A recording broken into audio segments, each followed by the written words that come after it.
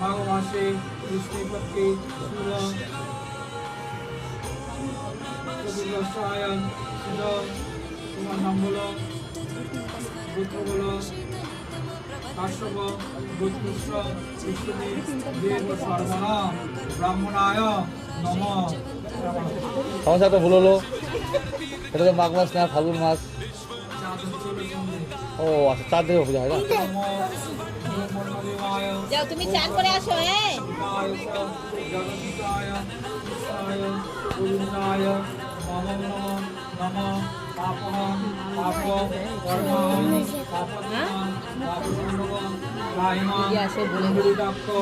সর্বপাপ হর হরি নম শ্রী হরি নম শ্রী হরি নম শ্রী হরি। সামনে যে পূর্ণিমা আসতেছে ওটার থেকে আবার ফাল্গুন মাস হবে। ফাল্গুন মাস যদিও পড়ছে